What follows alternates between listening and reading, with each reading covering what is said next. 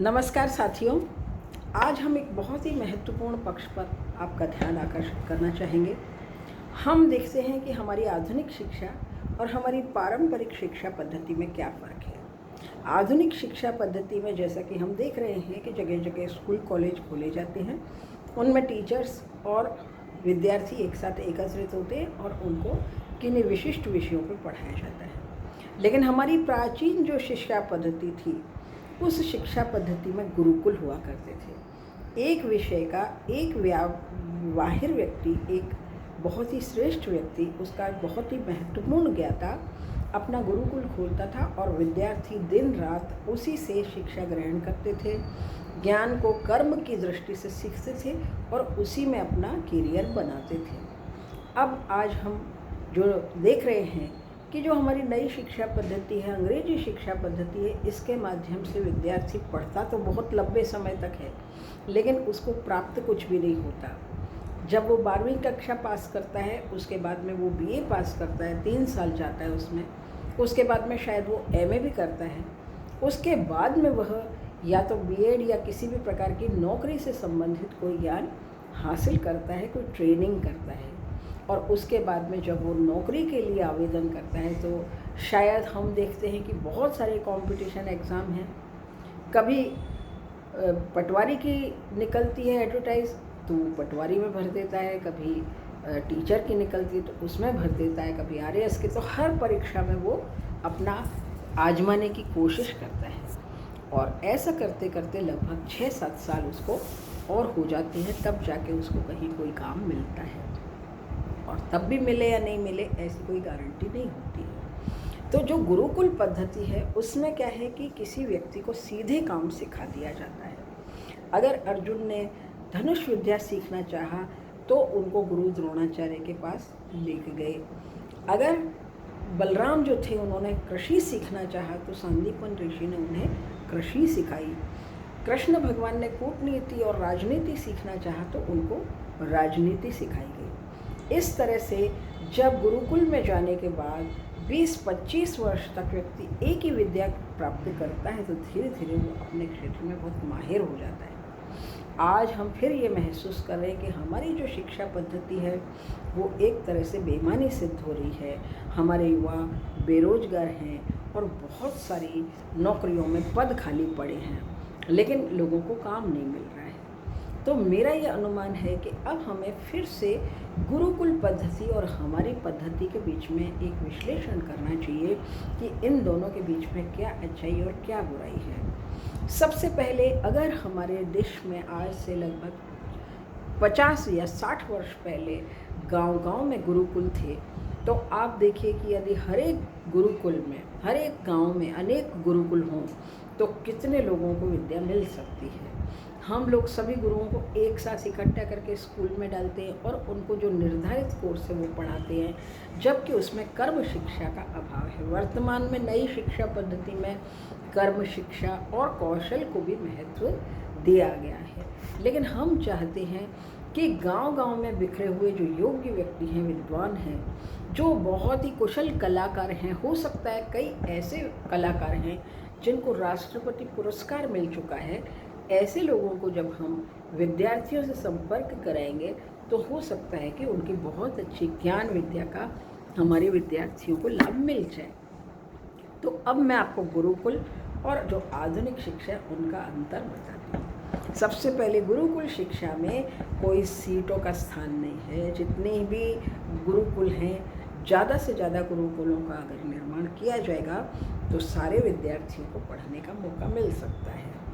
और ये सभी के लिए शिक्षा का एक बहुत अच्छा साधन है, क्योंकि हम चाहते हैं कि हमारे विद्यार्थी जो हैं वो किसी भी प्रकार से शिक्षा वंचित नहीं रहे। हर व्यक्ति को कोई ना कोई काम तो सीखना ही है, वो किसी भी गुरु के पास में जाके अपना काम सीख सकता है।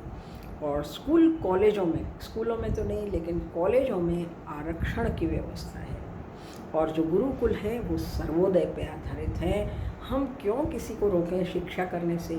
शिक्षा प्राप्त करने से रोकना औचित्य नहीं है, क्योंकि क्या इस प्रजातंत्र में सबको खाने, कमाने और योग्य बनने का अधिकार नहीं है? तो फिर आरक्षण शिक्षण संस्थाओं में क्यों? और अगर ये आरक्षण है तो उनकी वजह से जो सीटें कम हो रही हैं, लेकिन गुरुकुल जो है वो सर्वोदय पद्धति पर आधारित है, जिसका गांधी जी प्रबल समर्थन करते थे।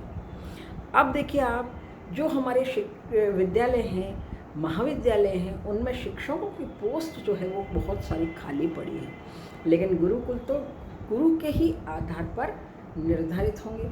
जो गुरु है उसके पास जाना है, वहाँ कोई सीट नहीं, वहाँ कोई पोस्ट नहीं। और एक कक्षा में देखिए वहाँ पे जो है विषय के अनुसार, एक कक्षा में हमको अनेक विषय पढ़ाए जाते हैं। एक ही, जैसे फर्स्ट ईयर में किसी ने एडमिशन लिया तो 3 विषय तो वो खुद लेता है, और उसके अलावा उसको 5-6 जो अनिवार्य विषय वो भी पढ़ने पड़ते हैं। लेकिन गुरुकुल में एक ही विषय का गहराई से अध्ययन होता है। इस तरह से जो स्कूल कॉलेज है, आधुनिक अंग्रेजी शिक्षा पद्धति है, उसमें व्यक्ति मास्टर ऑफ नन बनता है, जैक ऑफ ऑल होता है।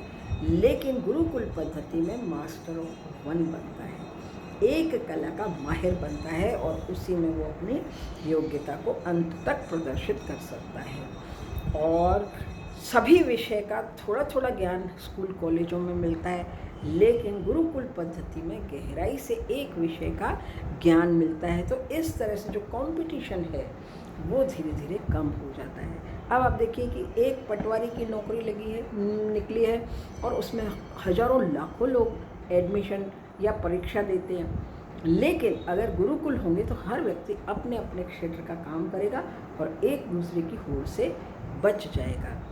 इसमें जो हमारे स्कूल कॉलेज हैं उसमें राजकीय नियंत्रण होता है, और गुरुकुल राजकीय नियंत्रण से मुक्त होते हैं।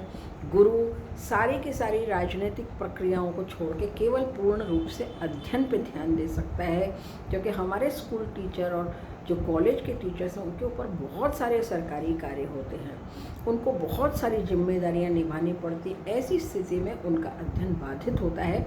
लेकिन गुरुकुल केवल अध्ययन पर ही आधारित होंगे, वहाँ किसी भी प्रकार का राजकीय नियंत्रण नहीं होगा, तो हमारी जो शिक्षा पद्धति है उसको अच्छा अवसर मिल जाएगा। दूसरा है कि हमारे यहाँ जो गुरुकुल पद्धति है वो गुरु शिष्य प्रणाली से चलती है। गुरु के पास बैठ के जो कुछ भी सीखना सिखाना है वो सिखाया जाता है। और हमारे जो स्कूल कॉलेज है वहाँ पे लेक्चर पद्धति चलती है। टीचर ने एक बार बता दिया, ज़्यादातर लोगों के समझ में आया तो ठीक है, नहीं आया तो ठीक है।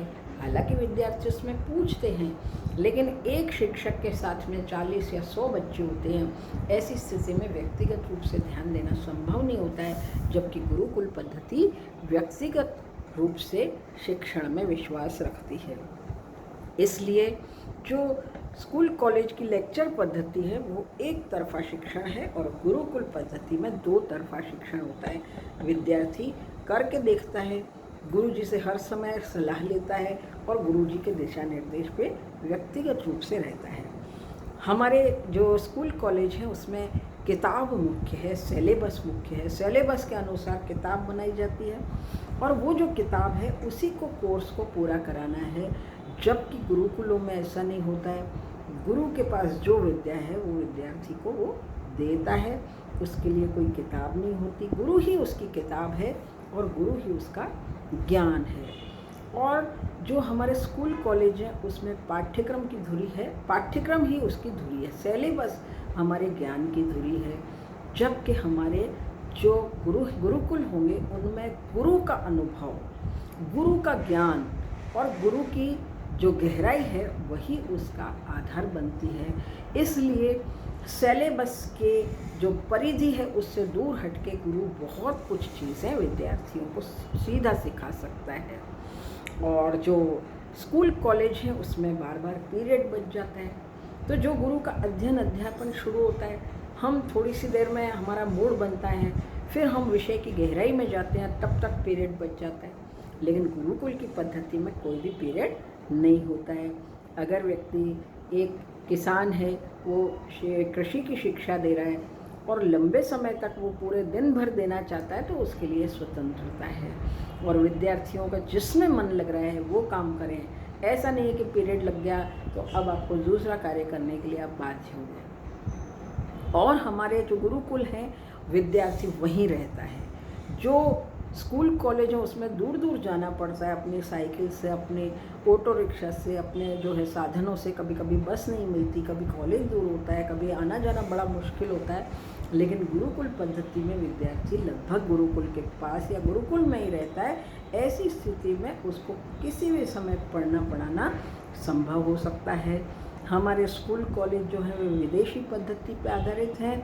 हमारी यूनिफॉर्म वगैरह भी पैंट शर्ट और ऐसी चीज़ें हैं जो हमें विदेशी पद्धति की ओर ले जाती हैं। लेकिन हमारे गुरुकुल की जो पोशाक है वो कोई ऐसी नहीं है जिसमें अंग्रेजी आए, वह हमारी भारतीयता से परिपूर्ण होगी।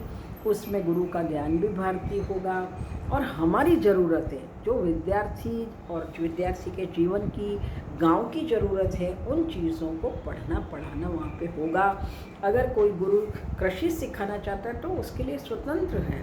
इस तरह से कृषि गुरुकुल, संगीत गुरुकुल, साहित्य गुरुकुल, अनेक प्रकार के गुरुकुल खोले जा सकते हैं और आप लोग भी उसमें बहुत अच्छी तरह से एक शिक्षक की भूमिका निभा सकते हैं। आप लोग उसमें अपना पूर्ण रूप से सहयोग दे सकते हैं। अब देखिए, स्कूल कॉलेजों में बार बार लिखित परीक्षा होती है और उसकी वजह से विद्यार्थियों में रटने की जो है आदत पड़ जाती है। अपनी किताब से ज्ञान लिया और वो जो परीक्षा की कॉपी है उसमें उगल दिया, बस इतने समय तक के लिए ही वो शिक्षा को प्राप्त करना चाहते हैं और फिर वो उसको शायद भूल भी जाएं या उसके व्यवहारिक रूप का उसका प्रयोग नहीं करते। लेकिन गुरुकुल में जब व्यक्ति काम करके सीखता है, खेती खुद करके देखता है, वेदों का पाठ खुद करता है, संगीत खुद सीखता है, तो उसको उस विद्या में पारंगतता हासिल हो जाती है। वो उस चीज़ का माहिर गुरु बन सकता है। भविष्य में वो भी एक गुरु बन के दूसरे गुरुकुल का निर्माण कर सकता है। आज हमारे देश में 7 लाख गांव हैं, तो हमको लगभग हर गांव में 10-20 गुरुकुल खोलने की ज़रूरत है। कोई संगीत सिखा सकता है, कोई कृषि सिखा सकता है, कोई पशुपालन सिखा सकता है। और हमने ये सोच लिया कि जिन्होंने डिग्री प्राप्त करी वही गुरु और आचार्य बन सकते हैं, लेकिन जिन लोगों को काम में माहिर हैं वो भी गुरु बन सकते हैं, वो भी आचार्य बन सकते हैं। तो हमको एक गुरुकुल का नया कंसेप्ट सोच के देखना होगा, ताकि हम लोग हमारी जो गुरुकुल पद्धति है और हमारे यहाँ जो शिक्षा में भारत को आज ज़रूरत है, उसके हिसाब से हर विद्यार्थी को हर हाथ को काम दे सके। हमारे देश में 1 to 1 जैसे कोई योग सीखेगा सिखाएगा तो उसके ध्यान की पद्धति में गुरु और शिष्य का आमने सामने बैठना जरूरी है। तो एक गुरु के लिए एक शिष्य, एक गुरु के लिए 8-10 शिष्य, इससे ज़्यादा शिष्य नहीं होने चाहिए, वरना विद्यार्थी के ऊपर वो गहराई से ध्यान नहीं दे सकता है। तो हम ये चाहते हैं कि भारत में इतने लोग गुरु बने, बहुत ज़्यादा गुरु हों, बहुत ज़्यादा गुरुकुल हों और सारे विद्यार्थियों को गुरुओं का लाभ मिल सके। तो इस तरह से हमारे देश की बेरोजगारी भी ख़त्म हो जाएगी। हमारा देश जो है वो ज्ञान का एक बहुत बड़ा केंद्र बन जाएगा और उसके बाद में हम लोग पूरी दुनिया में अपने गुरुकुलों की स्थापना करेंगे। हमारे यहाँ से निकले हुए जो गुरु हैं वो पूरी दुनिया में जाएंगे और पूरी दुनिया में वो अपनी भारतीय विद्याओं का प्रचार करेंगे, जो कि जीवन के लिए बहुत महत्वपूर्ण है। और हम देखते हैं कि आजकल की शिक्षा पद्धति में जो विषय पढ़ाए जा रहे हैं उनका जीवन से बहुत कम संबंध होता है। वो हम बहुत कुछ पढ़ा देते हैं लेकिन उसके जीवन में उसमें से बहुत कुछ ही कम ही काम में आता है। अब देखिए, जो हमारे सरकारी स्कूल कॉलेज हैं या हमारे आधुनिक औपचारिक शिक्षा स्कूल कॉलेज हैं, वहाँ जो है शिक्षक हमारे पूरे प्रिंसिपल और डायरेक्टर और एक हायरार्की है उसके नियंत्रण में होता है। लेकिन गुरुकुल का जो शिक्षक होगा वो किसी के नियंत्रण में नहीं रहेगा और उसके ऊपर बहुत ज़्यादा कोई दबाव नहीं होगा। वो स्वतंत्र होकर अपनी शिक्षा विद्यार्थियों को दे सकता है। और हमारे जो शिक्षा के केंद्र हैं वहाँ शिक्षा तो दे दी जाती है लेकिन रोजगार का कोई भी गारंटी या रास्ता नहीं दिखाया जाता है, जबकि गुरुकुल जो है वो सीधे रोजगार प्रधान है। जो कुछ आपको रोजगार अपनाना है आप उसी की विद्या लीजिए और उसी को अपने जीवन का आधार बनाइए। अगर आपको खेती सीखनी है तो आप खेती सीखिए और उसके बाद में किसान बनिए। आपको संगीत सीखना है तो संगीत सीखिए और आप गायक बनिए। और अगर आपको कोई वेद पुराण या रामायण महाभारत ऐसी कोई विद्याएं सीखनी है तो आप वो सीख के प्रवचनकर्ता बन जाइए, कथाकार बन जाइए, सीधे आप अपना रोजगार शुरू कर दीजिए। इस तरह से हमारी जो भारतीय और अंग्रेजी पद्धति है उसको अब हमको एक बदलाव की तरफ ले जाना है और हमारी जो भारत की जनता है उसको वास्तव में विश्व गुरु की ओर ले जाना है। आजकल के स्कूल कॉलेजों में हमारे भारतीय जो ज्ञान है उसको पढ़ाना अच्छा नहीं माना जाता, क्योंकि कानून में भी और संविधान में भी इस पर रोक लगाई गई है। जबकि हमारा भारत देश है और हम अपने जो हमारे प्राचीन ग्रंथ हैं उनको नहीं पढ़ा सकते। हम विदेशी विद्याओं को हम जो है भारत में पढ़ा रहे हैं, विदेशी कोर्सेज हमारे यूनिवर्सिटी में चल रहे हैं, ये हमारे लिए बड़ा शोचनीय विषय है। तो हम अपनी भारतीय विद्याओं का प्रचार इन गुरुकुलों के माध्यम से कर सकते हैं। उन भारतीय विद्याओं का थोड़ा सा मैं हिंट आपको देना चाहती हूँ, जैसे कि योग है, आयुर्वेद है, संस्कृत है, ज्योतिष है, शास्त्रीय संगीत है, नृत्य शैली है, हमारी कलाएँ हैं। इस तरह से अनेक हमारी विद्याएं हैं, उनको अब हमारे गुरुकुलों के माध्यम से लोगों को सिखाना बहुत ज़रूरी है। और गुरुकुल में जो गुरु होता है वह एक गुरु दक्षिणा के आधार पर स्वाभिमान व्यक्ति होता है, जबकि जो हमारे स्कूल कॉलेज हैं उनमें जो विद्यार्थी वो शिक्षक है वो वेतन भोगी है, उसको वेतन मिलता है तो वो सरकारी आदेशों का पालन करता है और जिसको पढ़ाने के लिए उसको वेतन मिलता है वो उतना ही काम करता है। और जो गुरुकुल का शिक्षक होता है वो परम स्वतंत्र होता है, वो किसी का आर्थिक दृष्टि से गुलाम नहीं होता है। और गुरुकुल की गरिमा, शिक्षक की गरिमा बहुत महत्वपूर्ण होती है। और आजकल हम देख रहे हैं कि स्कूल कॉलेज के शिक्षकों की गरिमा बहुत क्षीण हो गई है।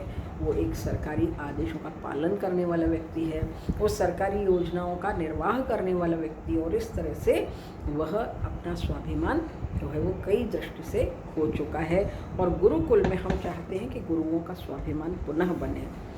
और जो ये पद्धति है उसकी वजह से आजकल स्कूल कॉलेजों में शिक्षा के साथ साथ अनेक योजना और अनेक कार्य विद्यार्थियों को, शिक्षकों को और गुरुओं को दिए जाते हैं, जिसकी वजह से वो पूर्णतः विद्या में, अध्ययन में या पढ़ने में ध्यान नहीं दे पाते हैं। तो हम चाहते हैं कि वो जो विद्यार्थी हैं, जो शिष्य हैं, वो गुरु हैं, वो केवल गुरुकुल में अध्ययन और अध्यापन का काम करें, बाकी की दूसरी सारी चीज़ों से उनको मुक्त रखा जाए। और आज हमारे देश में शोध की भी बहुत ज़रूरत है, क्योंकि हम अपने इतिहास, अपनी संस्कृति, अपनी कलाओं को भूल चुके हैं। तो मैं आह्वान करूँगी कि शोध के भी अनेक गुरुकुल बनाए जाएं। और जो गुरुकुल हैं उनमें जब व्यक्ति की परीक्षा ली जाती है तो साल के अंत में एक बार छोटी सी परीक्षा के उसके ज्ञान का परीक्षण हो जाता है। जबकि हम देखते हैं कि स्कूल कॉलेजों में बोर्ड की, यूनिवर्सिटी की परीक्षाएं 2-2 महीने तक चलती हैं और हर पेपर के बीच में बहुत लंबा समय होता है। ऐसे समय में विद्यार्थी क्या करता है, 7 दिन की गैप हो तो 7 दिन की किताब ले आता है, 1 वीक सीरीज से पढ़ता है।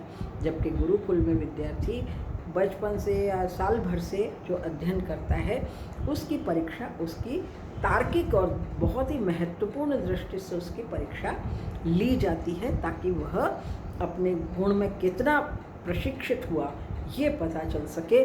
लंबी परीक्षाओं से और फिर 2-2 महीने बाद उसके परिणाम से बचना बहुत ज़रूरी है, क्योंकि 2-2, 3-3 महीना तो परीक्षाएं चलती हैं और उसके बाद में 2-3 महीने बाद रिजल्ट आते, तो साल के 6 महीने तो खाली परिणाम की प्रतीक्षा में चले जाते हैं, परीक्षा में चले जाते हैं और कॉलेज में एडमिशन में चले जाते हैं, और इस तरह से केवल 3-4 महीने पढ़ाई होती है। तो हम चाहते हैं कि गुरुकुलों के माध्यम से वर्ष भर विद्यार्थी पढ़ाई करे और अपने कला में गहनता से वो कुशलता प्राप्त करे।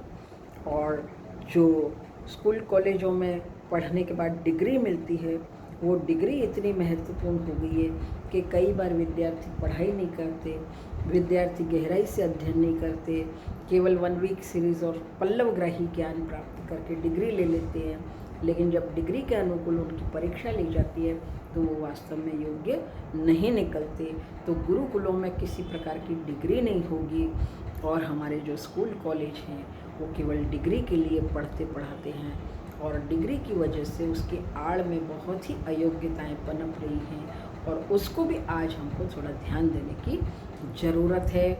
और हमारे गुरुकुल जो होंगे वो केवल शिक्षण और पढ़ने पढ़ाने के लिए होंगे, ज्ञान प्राप्त करने के लिए होंगे, गुरु जी के जो गुरु के पास जो ज्ञान है उसको सीखने के लिए होंगे।